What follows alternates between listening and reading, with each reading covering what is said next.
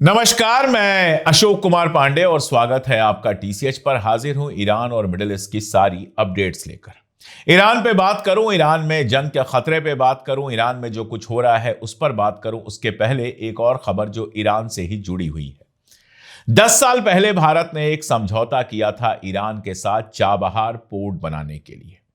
ये जो Chabahar port बनना था, इसके बनने के बाद भारत सीधे ईरान से पानी के रास्ते जुड़ जाता और फिर वहां से मिडिल ईस्ट में व्यापार आराम से कर पाता।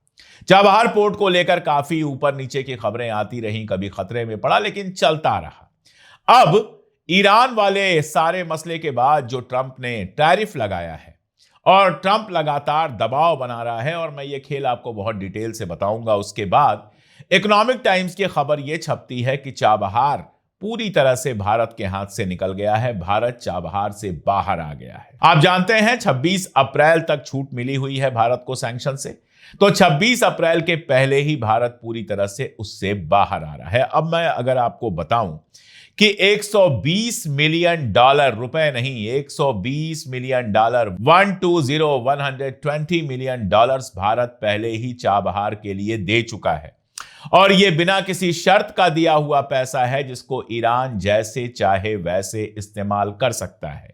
यह लौट के आपको वापस आने वाला नहीं है। यानी भारत 120 मिलियन खर्च करने के बावजूद, 120 मिलियन डॉलर खर्च करने के बावजूद चाबहार से बाहर निकल आया ट्रंप साहब के दबाव में। इसका नुकसान क्या क्या होगा वो तो आप समझ ही सकते हैं, लेकिन 120 मिलियन डॉलर तो सीधे हाथ से निकल गए। ये है हमारे नरेंद्र मोदी जी, जो दुनिया भर में डंका बजने का दावा करते हैं और ईरान के मसले पर अमेरिका के प्रेशर में लगातार झुकते और दबते चले जा रहे हैं। वीडियोस बनवाते हैं, हालांकि इस बार वीडियो पता नहीं कैसे पूरा का पूरा लीक हो गया, जिसमें जर्मनी के चांसलर को एक खास पोज में कवर करना था। वो बेचारे समझ नहीं पा रहे थे।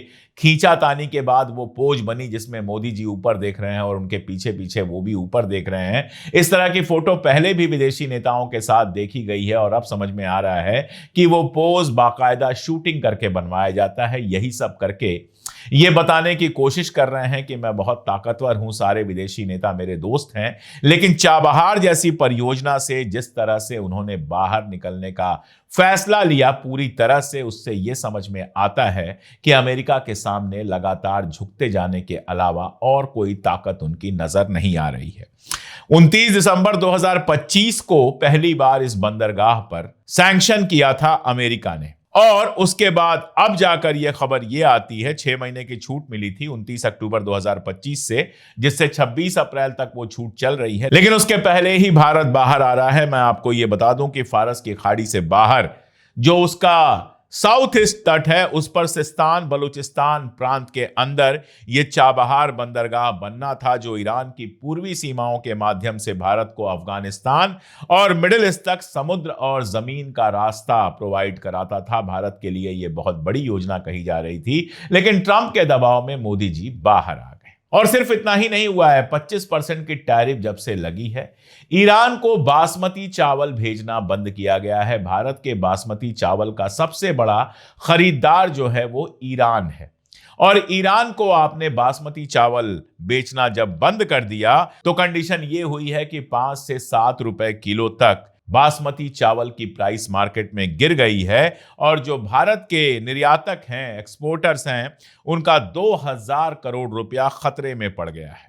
अगर पिछले साल की बात करें तो भारत से 75 करोड़ डॉलर का चावल ईरान ने खरीदा था। अब आप अमेरिका के सामने डर के दब के चावल उसको भेजना बंद कर रहे हैं। होगा क्या, होगा ये कि दूसरे बहुत सारे मुल्क जो है ये जगह ले लेंगे, बासमती चावल वहां के चावल से रिप्लेस हो जाएगा, और उसके बाद सैंक्शन खुलने के बाद भी आपके लिए ईरान का मार्केट पा पाना मुश्किल हो जाएगा। अब ये चाबहार की जो योजना है, इस पर मैं बात इसलिए कर रहा हूं ज्यादा क्योंकि ये जानना बहुत जरूरी है, फिर ईरान पे बात तो करूंगा ही। इसको क्यों बंद किया जा रहा है, इसके पीछे एक रीजन ये बताया जा रहा है कि अडानी साहब ने इजराइल में, आप जानते हैं, हाइफा पोर्ट वाला सारा ठेका अपने नाम किया है। हाइफा पोर्ट से लेकर इंडिया के बंदरगाह तक जो सामान आता है जाता है वो सब अडानी जी के हाथ में चला गया है। वहां से बार बार ड्रग्स पकड़ी जाती है, ये एक अलग मामला है। लेकिन कहा यह जा रहा है कि अमेरिका का दबाव तो था ही, और साथ में हमारे अडानी साहब भी नहीं चाहते थे कि कोई और बंदरगाह खुले जिससे मिडिल ईस्ट का रास्ता खुले। तो अब आप इजराइल और अमेरिका की गुलामी करेंगे अडानी के दबाव में या फिर ट्रंप के दबाव में, यह फैसला तो आप ही कर लीजिए। अपने आप को वर्ल्ड पावर बनाने की कोशिश करते हैं, लेकिन हालत यह है कि अमेरिका की जरा सी बंदर घुड़की पर लगातार दबते चले जाते हैं। चाइना पलट के वार कर रहा है, पलट के टैरिफ लगाने की बात कर रहा है, लेकिन आप पलट के टैरिफ लगाना तो अलग बात है, एक के बाद एक बेइज्जती हो रही है और खामोश बैठे हुए हैं। यह शर्मनाक है या नहीं, इसका फैसला मैं सुनने वालों के ऊपर छोड़ देता हूं। आगे की अगर बात करें तो फिलहाल यह समझ में आता है, फिलहाल मैं बहुत जोर देकर कह रहा हूं, फिलहाल यह समझ में आता है कि अमेरिका ने ईरान पर अटैक करने का जो मसला है वो टाल दिया है। इसका कारण क्या है मैं आपको बहुत डिटेल में बता चुका हूं। एक तरफ कतर, ओमान और सऊदी अरबिया जैसे कंट्रीज का प्रेशर था, उसका एक और कारण है। ईरान के ऊपर अगर अटैक होता है तो सऊदी अरब का फाइनेंशियल नुकसान भी बहुत ज्यादा है। अगर ईरान अपने यहां से तेल की सप्लाई पूरी तरह से बंद कर देता है या फिर इन लोगों के तेल के अड्डों को नुकसान कराता है, तब तो नुकसान है ही। फर्ज कीजिए कि ईरान का सैंक्शन अगर उठ भी जाता है, मान लीजिए ईरान के ऊपर हमला होता है, उसके बाद अमेरिका के पसंद की सरकार आ जाती है और ईरान का सैंक्शन उठ जाता है, इसका मतलब ईरान का तेल दुनिया के मार्केट में अवेलेबल हो जाएगा। ईरान का तेल अगर दुनिया के मार्केट में अवेलेबल होगा तो जाहिर है दुनिया भर में तेल की कीमत बहुत गिर जाएगी, और अगर तेल की कीमत गिर जाएगी तो सऊदी अरबिया का जो तेल है वो सस्ते में बिकेगा, और अगर वो तेल सस्ते में बिकेगा तो सऊदी अरबिया के लिए ये बहुत घाटे का सौदा होगा। वैसे भी सऊदी अरबिया की फाइनेंशियल कंडीशन में तमाम प्रॉब्लम्स चल रही हैं जिन पर कभी अलग से बात कर लूंगा। तो सऊदी अरबिया के लिए यही बेहतर है कि ईरान जिस हाल में है उसी हाल में रहे, न तो वो तबाह बर्बाद हो और ना ही उसका सैंक्शन हटे। दोनों हाल में सऊदी अरबिया का ही फायदा है। एक तो ये बात है। दूसरी बात यह कि इन लोगों को लगा यही था कि जो एहतिजाज चल रहा है, जिसको एहतिजाज कहा गया, जो पूरी तरह से CIA और मोसाद ने स्पॉन्सर किया था, उसकी वजह से सत्ता इतनी कमजोर हो जाएगी कि आर्मी दो हिस्सों में बंट जाएगी, कुछ बड़े नेता टूट जाएंगे और उसके बाद जब यह हमला करेंगे तो तख्ता पलट हो जाएगा। लेकिन बताया यह जा रहा है कि इजराइल ने अमेरिका को साफ साफ कहा कि इस समय अगर आप हमला करते भी हो तो भी तख्ता पलट नहीं होगा, ईरान में तबाही बर्बादी आएगी और बदले में इजराइल में भी तबाही बर्बादी आएगी। अमेरिका के तो सिर्फ पैसे खर्च होंगे, लेकिन जो हासिल करना चाहते हो कि वहां पर तख्ता पलट हो जाए, वो कर पाना तुम्हारे लिए मुमकिन नहीं होगा। जिसके बाद ट्रंप ने कदम पीछे खींच लिए। यह भी कहा जा रहा है कि कदम जरूर पीछे खींचे हैं लेकिन अभी भी हरकतें जारी हैं। जैसे क्रेडल में एक खबर यह छपी है कि पेंटागन ने USS अब्राहम लिंकन, जो उनका सबमरीन जो है, वो लगातार चीन सागर से हटाकर वेस्ट एशिया की तरफ बढ़ाई जा रही है। ईरान के करीब उसको तैनात किया जा रहा है। यह मरीन है जिसके ऊपर फाइटर प्लेन्स होते हैं जिससे सीधे अटैक किया जा सकता है। इसको ईरान के करीब लगाया जा रहा है कि कल को अगर माहौल बदले तो खटाखट ईरान के ऊपर हमला किया जा सके। इसलिए ईरान इस बात से बहुत सावधान होगा कि फिलहाल भले हमला टला है लेकिन आगे हमला हो सकता है। यह बात मैं आपको पूरी जिम्मेदारी के साथ कह रहा हूं कि ट्रंप जैसा आदमी या नेतन्याहू जैसा आदमी जंग को यूं ही नहीं छोड़ सकता। उसकी कोई मोरल वैल्यू नहीं है, उसकी कोई नैतिकता नहीं है, सिर्फ कैलकुलेशंस हैं। और फिलहाल कैलकुलेशन ये लगा कि इस समय हमला करने से रेजीम नहीं गिरेगी, अभी बहुत सारे षड्यंत्र और किए जाएंगे। मोसाद और CIA के एजेंट्स ईरान के अंदर लगातार एक्टिव रहेंगे और इसीलिए हो सकता है आपको साल 6 महीने के अंदर फिर कोई इस तरह का मूवमेंट दिखाई दे और फिर कोशिश इस बात की हो कि आयतुल्लाह खामनेई को गद्दी से हटाया जा सके। कुछ पॉलिटिकल मर्डर्स भी हो सकते हैं। इन सब बातों के लिए तैयार रहिए। इस बात से खुश मत होइए कि हमला नहीं हुआ तो सब कुछ टल गया। उनकी शैतानी चालें अभी भी हैं। ईरान का तेल उनकी निगाह में है, ईरान उनकी निगाह में है और ईरान को कमजोर करने का मकसद कल मैंने आपको बताया था कि कैसे ईरान को अलग अलग टुकड़ों में बांट देने का प्लान है। वो प्लान अभी भी इजराइल के सामने है, लेकिन फिलहाल वो प्लान सक्सेसफुल नहीं होता दिख रहा था, इसलिए यह हमला टाल दिया गया है। अब सारी निगाहें फलस्तीन की तरफ हैं कि फलस्तीन में आगे क्या होगा। फलस्तीन के सेकेंड फेज का जो सीज फायर था उसकी तरफ बातें बढ़ती हुई नजर आ रही हैं। ट्रंप का बयान आया है कि सेकेंड फेज में फलस्तीन में शांति स्थापित करने, वहां जो पीस कीपिंग फोर्स थी वो लगाने, टेक्निकल गवर्नमेंट बनाने और साथ में हमास से हथियार छीनने का काम होगा। एक बार फिर से ट्रंप ने यह धमकी दी है कि हमास अगर हथियार नहीं रखेगा तो उसको भुगतना पड़ेगा। देखिए, सब सीज फायर चल रहा है लेकिन लगातार गजा के ऊपर हमले भी चल रहे हैं, रॉकेट बरस रहे हैं, हमास के कई सीनियर लोग मारे गए हैं और इजराइल अपनी हरकतों से कतई बाज नहीं आया है। इसी के साथ अगर हम देखें तो जितनी इमदाद फलस्तीन के अंदर पहुंचनी थी वो इमदाद नहीं पहुंच रही है। अभी भी इजिप्ट के बॉर्डर पर सैकड़ों हजारों ट्रक खड़े हैं जिनको फलस्तीन के अंदर घुसने की इजाजत नहीं दी जा रही है। तो नीयत जरा सी भी नहीं बदली है। आज अगर ईरान कमजोर पड़ा होता, ईरान में तख्ता पलट हो गया होता या फिर अमेरिका हमला करने की प्लानिंग को अंजाम तक पहुंचाकर और कहीं शाह रजा पहलवी को गद्दी पर बिठाने में कामयाब हुआ होता तो आप समझिए कि फलस्तीन के ऊपर अटैक तुरंत बढ़ गए होते। जो ही ईरान के ऊपर अटैक की खबर आती है कि ईरान के ऊपर अटैक हो सकता है, आप देखिए फलस्तीन के ऊपर अटैक्स बढ़ जाते हैं। आज अगर फलस्तीन को लेकर अमेरिका या इजराइल थोड़ा सा रिजर्व हैं तो उसका सिर्फ एक कारण है कि वहां पर ईरान है।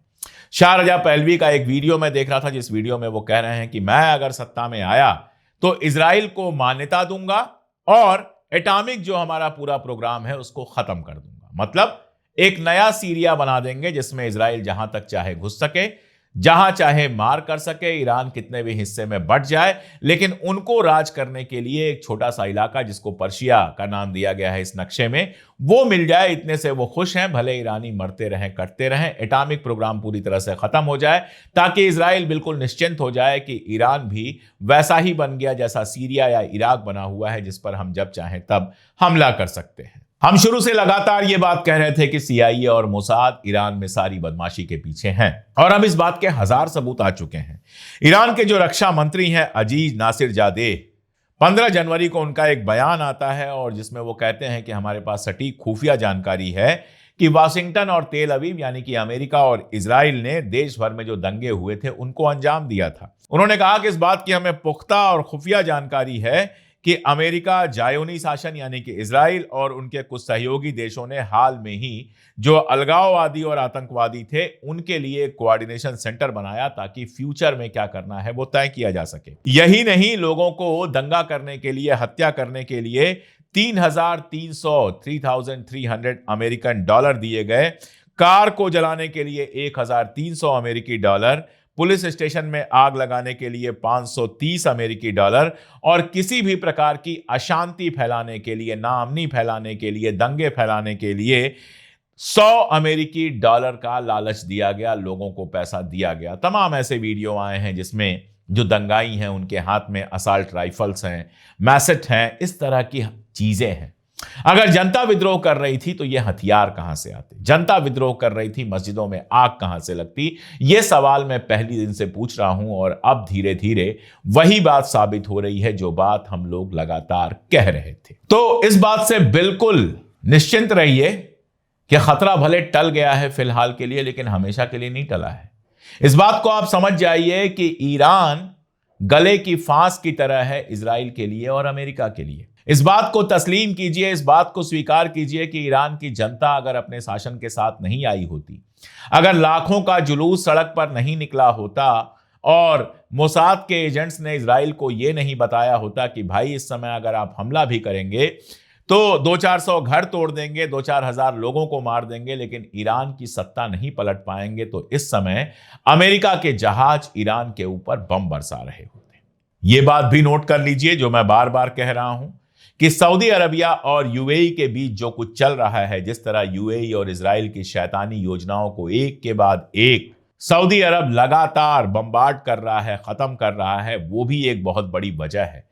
सऊदी अरबिया और तुर्की के बीच में पहली बार इतने करीबी रिश्ते दिख रहे हैं। मैंने आपको बताया था कि टर्की के फॉरेन मिनिस्टर कतर से बात करते हैं, सऊदी अरब से बात करते हैं, अमेरिका से बात करते हैं, उसके बाद यूएई से बात करते हैं और फिर ईरान से बात करते हैं। तो मिडिल ईस्ट की कंट्रीज को यह बात धीरे धीरे समझ में आ रही है कि इजराइल को अगर हर जगह खुली छूट दी जाएगी तो वो सारे मुल्कों के लिए एक बड़ा खतरा पैदा होगा। और ये सारी वजूहात हैं जिसके चलते ईरान के ऊपर इस समय बम नहीं गिर रहे हैं। लेकिन कब तक नहीं गिरेंगे यह कह पाना बहुत मुश्किल है।